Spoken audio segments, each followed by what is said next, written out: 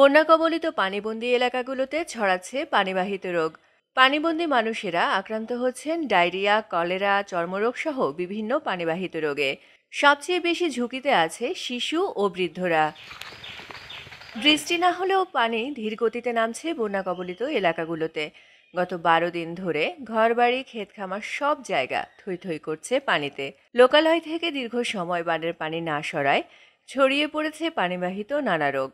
চর্মরোগ, ডায়রিয়া সহ বিভিন্ন রোগে আক্রান্ত হচ্ছে নানা বয়সী মানুষ। গুটি গুটি কতগুলো কি উঠছে বোঝা যাচ্ছে না, এটা ডাক্তার দেখালে বুঝতে পারবো। এখন এখানে আসছে, এখন বাচ্চা অসুস্থ খুব। অনেক প্রত্যন্ত এলাকায় পৌঁছাচ্ছে না ত্রাণ। কয়েকটি সংগঠন ত্রাণ দিলেও তা প্রয়োজনের তুলনায় অনেক কম। পর্যাপ্ত খাবার, বিশুদ্ধ পানি ও ঔষধের জন্য পানি ঠেলে যেতে হচ্ছে দূর দূরান্তে। আমি ঘুরার দ্বারা গেলে কোন রকম আশ্রা নিছিলাম আজ 10 বছর, আর কোনো কিছু নাই। আর কিভাবে বজিলে থাকবো?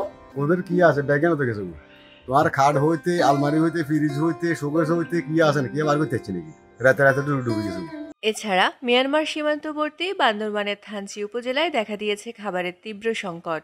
খাবারের অভাবে বাঁশের কোড়ল খেয়ে জীবনযাপন করছেন সেখানকার বাসিন্দারা। গত বছর জুলাইয়ের বন্যায় জুমের ফলন ক্ষতিগ্রস্ত হওয়ায় সারা বছরের খাদ্য উৎপাদন করতে পারেনি তারা। ঘরে নেই কোনো ধান, চাল, হাতে নেই টাকা।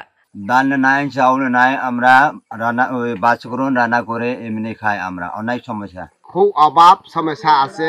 মানুষ প্রায় 100 জন থেকে 70 জন মতো অসুস্থ। দুর্গত এলাকায় খাদ্য সংকট ও পানিবাহিত রোগের পাশাপাশি নতুন দুর্ভোগ এখন সাপে কাটার ভয়। পানি দ্রুত নেমে না গেলে এই ভোগান্তি চরম আকার ধারণ করবে। দৈনিক সমাচার, ঢাকা।